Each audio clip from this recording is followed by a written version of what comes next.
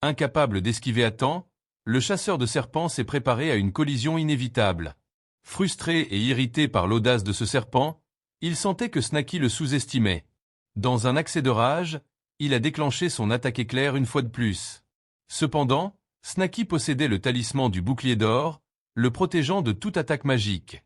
Le chasseur de serpents a supposé que Snaky avait d'une manière ou d'une autre résisté à son attaque éclair par lui-même, le rendant encore plus furieux. Alors que Snaky se rapprochait, le chasseur de serpents a remarqué une pochette sur Snaky qui avait appartenu à son grand frère, et une vague d'inquiétude l'a submergé. À ce moment précis, Snaky a activé un talisman explosif, un objet courant dans leur secte, provoquant une puissante explosion qui a brisé le sol et envoyé le chasseur de serpents valser. Heureusement, il a réussi à survivre en réagissant rapidement, reconnaissant à temps le talisman et utilisant son éclair comme bouclier pour se protéger. Avant qu'il puisse reprendre son souffle, Snaky l'a choqué de nouveau en déclenchant sa technique de la boule de feu, cette fois-ci sous la forme d'une terrifiante flamme noire. Paniquant, le chasseur de serpents a rapidement sorti son pendentif de jade, connu sous le nom de jade de vie, espérant se sauver. Cependant, avant que le bouclier ne puisse envelopper complètement son corps, Snaky a craché la flamme noire droit sur lui, le brûlant sévèrement. La flamme l'a calciné, le laissant au bord de la mort. Cette légendaire flamme noire ne pouvait généralement être produite qu'après avoir atteint le royaume de l'établissement de fondation. Heureusement, Snaky avait précédemment trouvé une herbe élémentaire de feu et une vigne de feu terrestre, transformant sa technique de boule de feu habituelle en la redoutable flamme noire. La flamme noire a provoqué une explosion massive, facilitant la localisation de Snaky. Bien que le pendentif jade de vie ait maintenu le chasseur de serpents en vie, la moitié de son corps était maintenant gravement brûlée, et il criait d'agonie alors que l'autre moitié restait intacte. Saisissant l'occasion, Snaky a volé son sac de stockage et s'est préparé à porter le coup final. Désespérément, le chasseur de serpents a crié à son maître de le sauver. Pendant ce temps, son maître était déjà en route pour le secourir. Il a appelé son disciple, l'incitant à tenir bon car il était presque arrivé. Snaky a remarqué le vieil homme approcher et a ressenti une vague de frustration. Le vieil homme était arrivé précisément au pire moment pour lui. Sachant que cet adversaire serait beaucoup plus difficile à affronter, Snaky a décidé qu'il était temps de s'échapper. Ne perdant pas de temps, le vieil homme a commencé à lancer de puissants sorts et a remis une bouteille de pilule d'essence dorée à son disciple. Il lui a ordonné de prendre une pilule et de commencer à circuler son énergie pour guérir ses blessures pendant qu'il poursuivait la bête démoniaque. Une fois que tu te sentiras un peu mieux, viens me rejoindre. Le vieil homme se blâmait d'avoir permis à son disciple d'être blessé, et la perte d'un bras pesait lourdement sur lui. Maintenant, il bouillonnait de colère et jurait de tuer le maudit serpent. Il exposerait le corps de Snaky sur l'autel comme une offrande sacrificielle. Alors que Snaky fuyait, il sentait la divine conscience du vieil homme s'étendre vers lui, réalisant que le niveau de cultivation de cet homme était probablement d'au moins au stade de la perfection du raffinement du chi. Snaky a ressenti de la peur. Le vieil homme a appelé la bête. « Rends-toi maintenant et je te laisserai la vie sauve. » Mais Snaky n'était pas assez fou pour tomber dans un tel piège. Même si le vieil homme était plus fort, Snaky savait qu'il bluffait. Sans hésitation, Snaky a utilisé à nouveau sa technique de traversée de la terre, disparaissant dans le sol et fuyant à toute vitesse. Il n'y avait aucun moyen pour lui d'affronter un adversaire aussi redoutable en combat direct. La divine conscience du vieil homme continuait à suivre Snaky. Quand il a vu Snaky se déplacer sous terre, il a trouvé cela curieux, car ce serpent avait maîtrisé la rare technique de traversée de la terre. Il ne put s'empêcher de louer l'intelligence du serpent, tout en poursuivant sa traque. À ce moment précis, Snaky a violemment heurté un gros rocher sous la surface, criant de douleur. Confus, Snaky se demandait pourquoi sa technique de traversée de la terre ne lui permettait pas de passer à travers, comme il aurait dû. Les rochers et la terre ne devraient pas être un obstacle, mais ici, il semblait que son pouvoir était rendu inutile. Devenant anxieux, Snaky a réalisé que s'il essayait de briser le rocher avec sa queue, cela le ralentirait considérablement. Et avec le vieil homme déjà proche sur sa piste, il n'avait pas beaucoup de temps. Derrière lui, il a entendu le vieil homme crier « Arrête-toi là, tu n'échapperas pas aujourd'hui ». Sans autre option, Snaky a décidé d'abandonner la voie souterraine et de remonter pour s'échapper.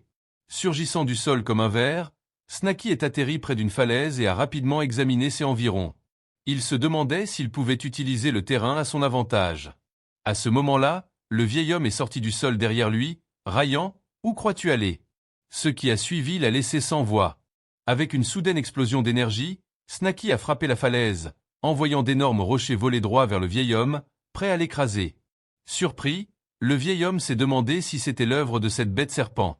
Utilisant son art martial, le bouclier de cor doré, il a réussi à se protéger des rochers qui tombaient.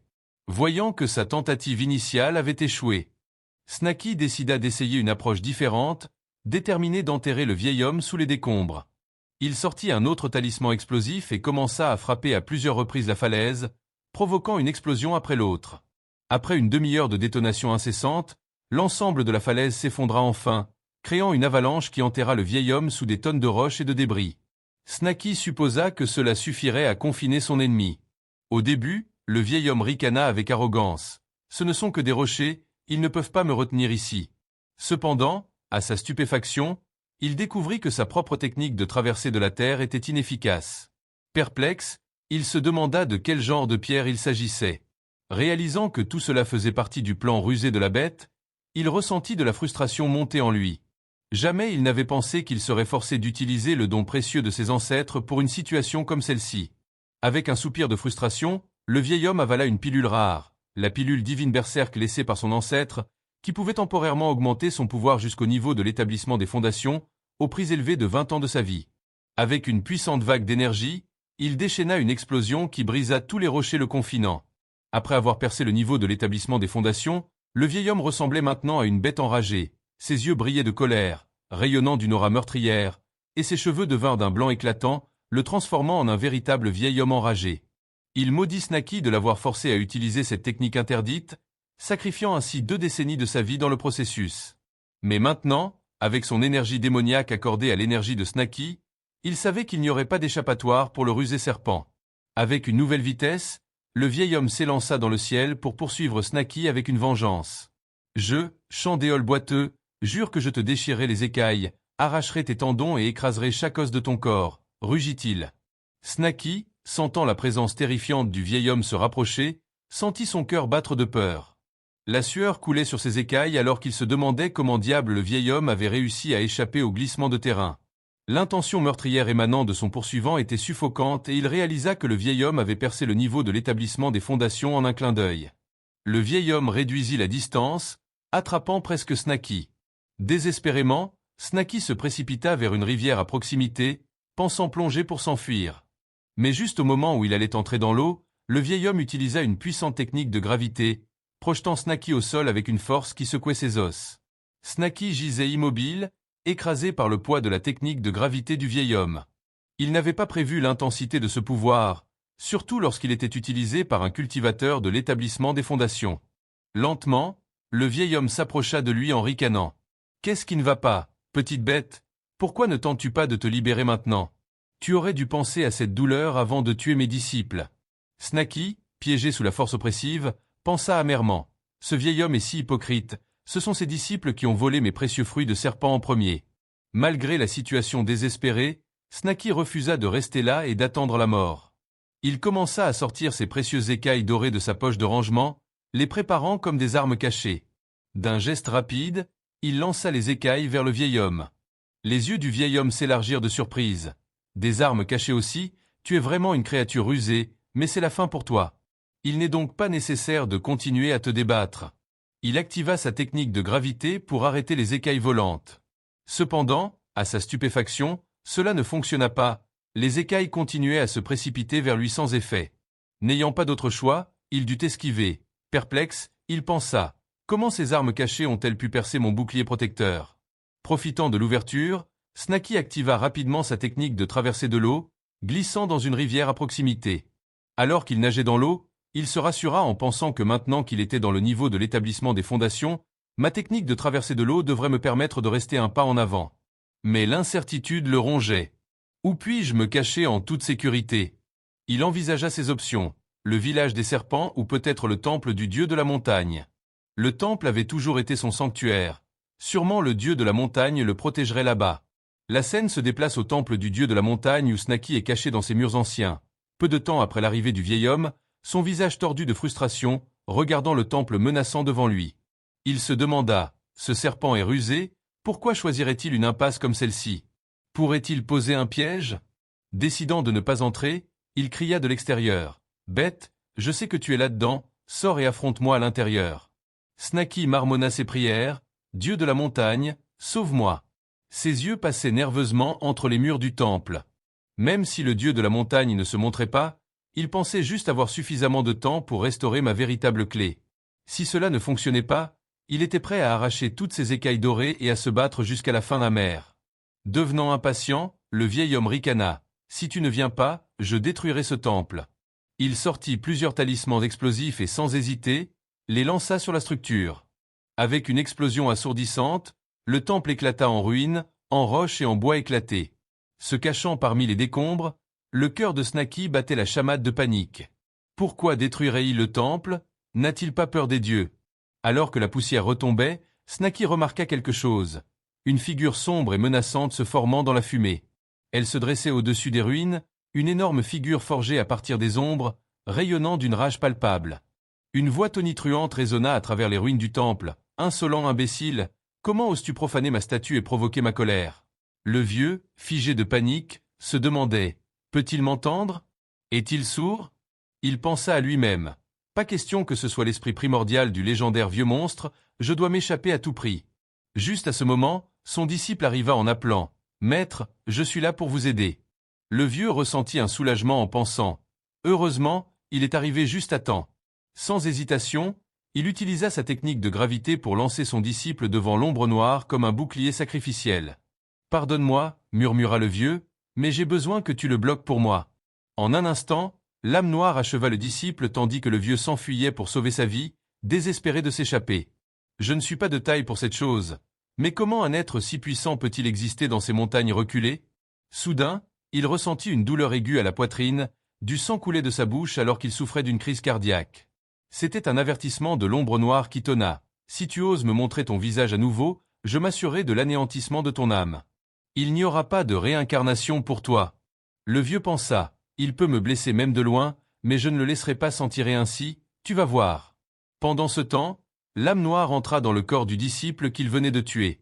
Snaky soupira enfin de soulagement. Le jeune étant mort et le vieux ayant fui, c'était une mauvaise passe. « J'ai pris le bon risque, pensa Snaky, ce dieu de la montagne possède vraiment un esprit. » Mais ensuite, à son horreur, il remarqua le cadavre se relever. Le cœur de Snaky fit un bond, pensant que ce gars simulait sa mort. La panique s'installa alors que des gouttes de sueur se formaient sur les écailles de Snaky. Le corps réanimé se tourna vers lui et Snaky, pensant que c'était le chasseur de serpents qui ne pouvait être trompé par ses tours, paniqua sans réfléchir et cracha une boule de feu sur lui, incinérant complètement le corps hôte du dieu de la montagne. Après avoir vaincu son prétendu ennemi, Snaky s'agenouilla devant les ruines du temple réduit en cendres. « Merci beaucoup de m'avoir sauvé, dieu de la montagne, merci pour ta protection. Je promets de venir te rendre culte tous les ans. » Mais le dieu de la montagne, furieux, apparut soudain devant lui en criant « Adore mon pied, toi misérable créature, ta tête est pleine de vent. » Snaky était ravi de revoir le dieu de la montagne et demanda « Dieu de la montagne, ne veux-tu pas que je vienne te rendre culte ?» L'âme noire fulminait « Adorer ceci, adorer cela, essaies-tu de faire disparaître mon esprit primordial avec tes offrandes, idiot? Te rends-tu compte que tu as ruiné mon plan ?» Il commanda alors à Snaky d'aller trouver un corps approprié pour lui dans les 30 minutes où il le maudirait à ne jamais réincarner. Les mots « ne jamais réincarner » donnèrent des frissons à Snaky, le faisant transpirer à grosses gouttes. « Oui, oui, je trouverai quelqu'un de parfait. » Snaky se dépêcha de trouver un corps, mais l'âme noire était spécifique. Il ne voulait pas n'importe qui, il voulait quelqu'un de jeune, fort et beau, de préférence avec des capacités de cultivation. Snaky promit qu'il trouverait quelqu'un qui le satisferait. L'âme noire, attendant avec anxiété, sentait son esprit primordial se dissiper trop rapidement. Il devait posséder un corps rapidement. Dans sa détresse, il remarqua un rat de forêt approchant les restes calcinés de moules. Pour gagner du temps, il entra dans le corps du rat en pensant « Je suis le démon céleste errant, j'ai vécu pendant des siècles et je n'ai jamais rencontré une créature aussi troublante avant. Maudit soit-il, pourquoi ai-je jamais éclairé ce serpent misérable ?» Puis, nous voyons son flashback. Il y a quelques centaines d'années, le démon céleste avait été chassé par les grands sages et réduit à un simple esprit primordial. Heureusement, il parvint à s'échapper dans une statue de dieu de la montagne où il scella son esprit et survécut en se nourrissant du pouvoir de la foi. Jusqu'à présent, il avait lentement accumulé assez de pouvoir divin pour posséder les autres. Récemment, il était enfin prêt. Par coïncidence, une pilule en forme humaine et un cultivateur étaient apparus, offrant l'occasion parfaite pour la possession, mais ce maudit serpent les avait dévorés tous les deux, ruinant sa tentative de possession. Pire encore, en consommant une partie de son pouvoir primordial, le serpent avait acquis de l'intelligence. Plus tard, des membres de la famille que arrivèrent et l'âme noire tenta de posséder quelqu'un à nouveau, mais une fois de plus, ce maudit serpent interféra. Même le cadavre imprégné d'un fragment de son esprit primordial finit par être dévoré par un chien errant qui gagna ensuite en intelligence. Lorsque Snaky revint, l'âme noire savait qu'il devait être prudent, mais alors ce vieux cultivateur alla et fit exploser sa statue. Il avait enfin trouvé un corps approprié, mais ce fou l'avait réduit en cendres. Cette créature misérable attend juste que je trouve un nouveau corps. Je m'assurerai qu'ils le pêchèrent. Le petit rat était bouillonnant de rage, se demandant où ce foutu serpent le trouverait un corps. Il était impatient de voir ce que Snaky ramènerait, espérant quelque fort du village pour qu'il puisse choisir. Pendant ce temps, Snaky cherchait frénétiquement un corps dans les tombes. Pourquoi sont-ils tous juste des squelettes? Pensa-t-il, ces corps sont inutiles. Épuisé et paniqué, Snaky réalisa que s'il ne se dépêchait pas, il serait maudit à ne jamais réincarner à nouveau. Puis il remarqua un mouvement à proximité, peut-être qu'ils enterraient un cadavre frais.